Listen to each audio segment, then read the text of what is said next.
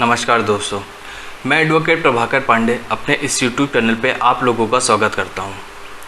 हम लोगों ने चैप्टर 18 का सेक्शन 236 तक कंप्लीट कर लिया है।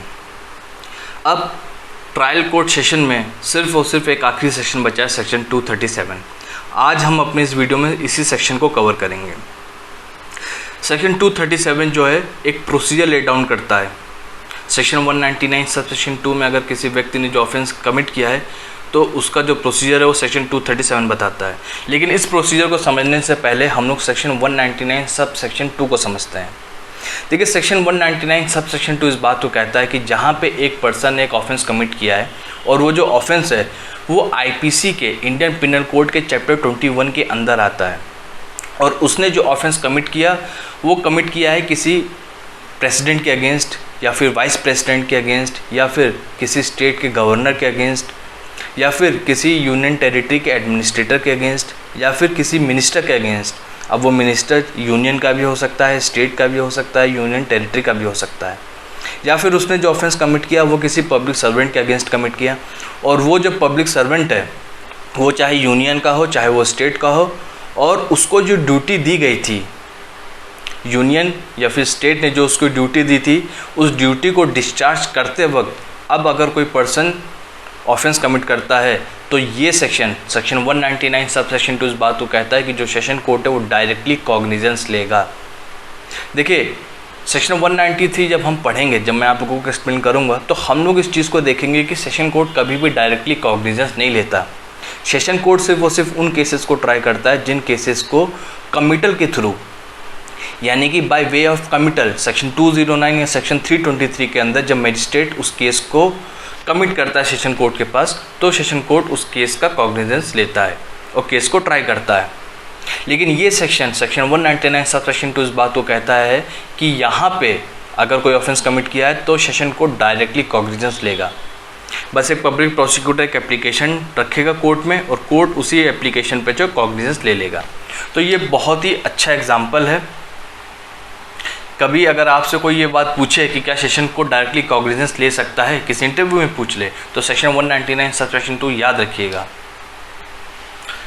सेक्शन 199 सब सेक्शन 2 हम लोगों ने देख लिया। अब हम चलते हैं अपने सेक्शन 237 पे। उसका जो प्रोसीजर है वो सेक्शन 237 बताता है हमको। Sub section 1, a court of session taking cognizance of an offence under sub section 2 of section 199 shall try the case in accordance with the procedure for the trial of foreign case instituted otherwise than on a police report। यानी कि अब ये जो trial चलेगा section 199 subsection 2 में जो offence किया है उसका जो ट्रायल चलेगा वो ट्रायल कौन सा होगा? वो ट्रायल होगा जैसे कि warrant case instituted otherwise then on a police report, यानी कि चैप्टर 19 का बी पार्ट सेक्शन 244 से लेकर के सेक्शन 250 जो है वो अप्लाई करेगा। आने वाले वीडियोस में हम चैप्टर 19, 20, 21 को भी कवर करेंगे, तब हम वहाँ पे डीप में देखेंगे।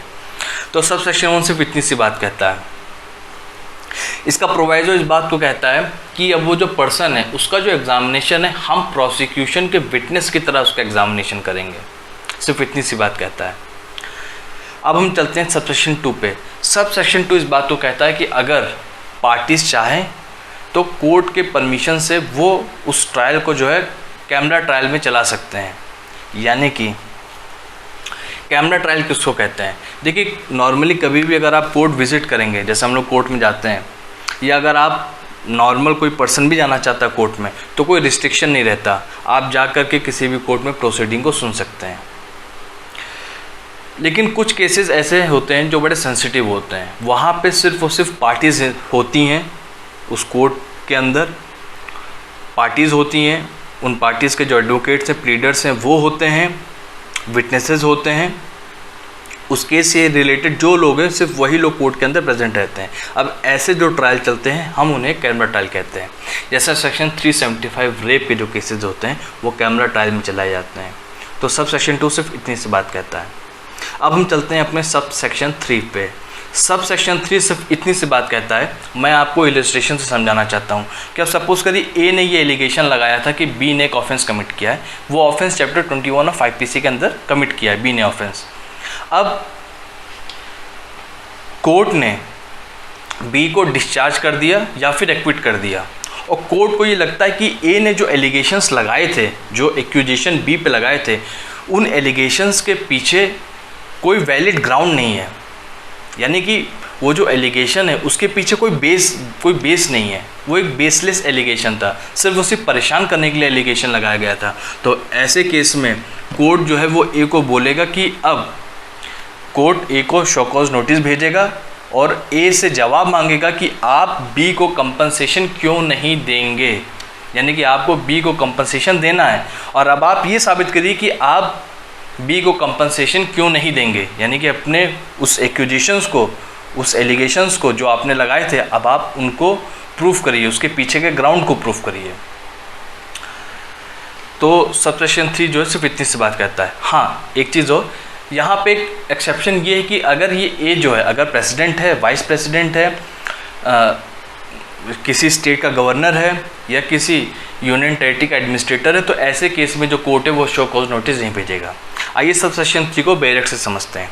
If in any such case the court discharge or acquits all or any of them, the accused and is of opinion that there was no reasonable cause for making the accusation against them or on any of them, it may by its order of discharge or acquittal direct the person against whom the offence was alleged to have been committed, other than the president, vice president or the governor of a state or the administrator of a union territory, to show cause why he should not pay compensation to such accused or to each or any of such accused when there are more than one। तो subsection 3 भी clear हो गया। अब हम चलते हैं अपने subsection 4 पे।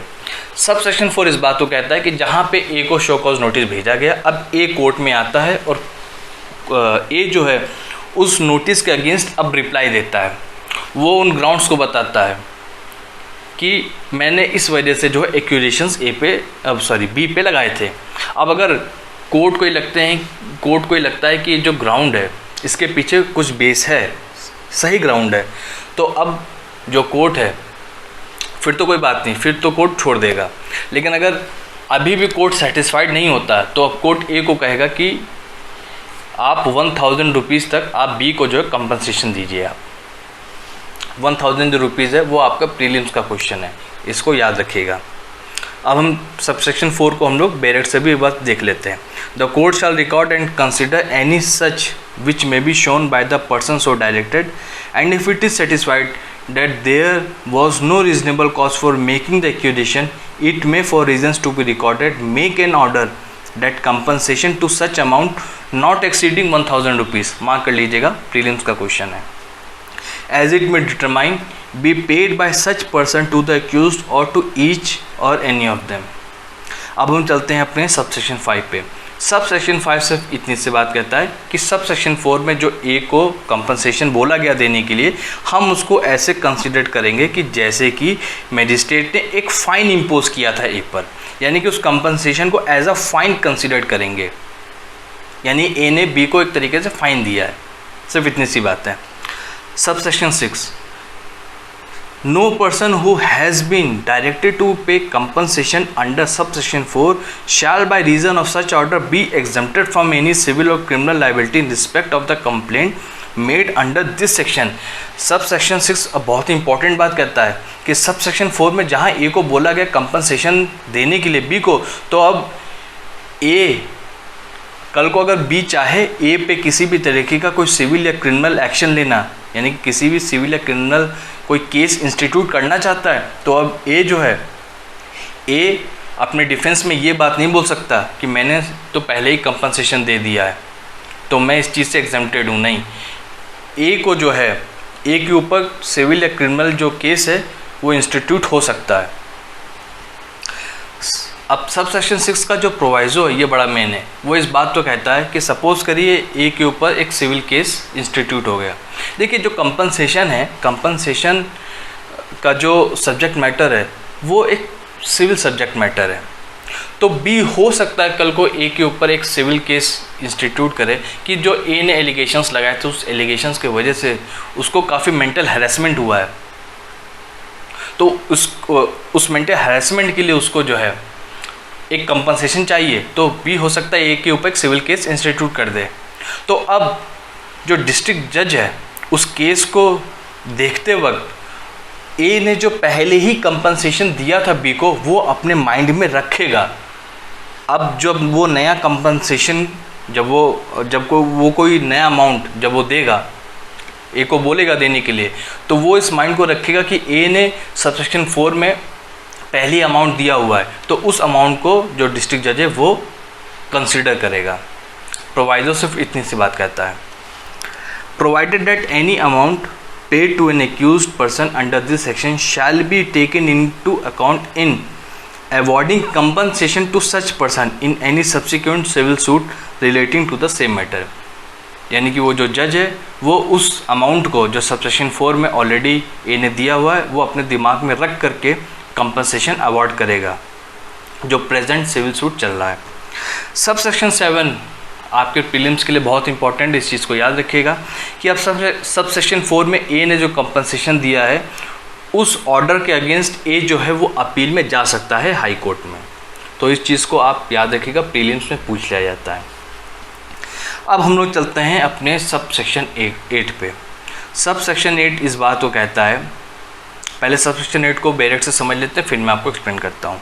When an order for payment of compensation to an accused person is made, the compensation shall not be paid to him before the period allowed for the presentation of appeal has elapsed, or if an appeal is presented before the appeal has been decided। यानी कि अब ए को जो बोला गया compensation देने के लिए, ए के पास ये राइट है कि वो अपील में जा सकता है। तो अब जब तक अपील का वो जो लिमिटेशन पीरियड है वो इलैप्स, वो ख़त्म नहीं हो जाता, या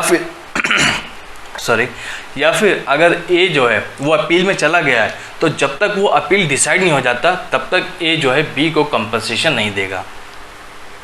तो आई होप सबसेक्शन 8 भी आप लोगों को समझ में आ गया होगा। इस तरीके से हम लोगों का जो चैप्टर 18 है सेशन कोर्ट ट्रायल, हम लोगों ने एक एक सेक्शन को बहुत ही माइन्यूटली जा करके, बहुत ही डीप में जा करके समझा है, एक एक सेक्शन को हम लोगों ने पढ़ा है। आई होप अब चैप्टर 18 में किसी भी तरीके का आप लोगों को डाउट नहीं होगा। मैं अपने नेक्स्ट वीडियो में एक आप लोगों को पूरा समरी दे दूंगा चैप्टर 18 का, सेक्शन 225 से लेकर के सेक्शन 237, एक नटशल में मैं आप लोगों को एक्सप्लेन करने की कोशिश करूंगा। तो हम अपने अब नेक्स्ट वीडियो में मिलते हैं, तब तक के लिए धन्यवाद।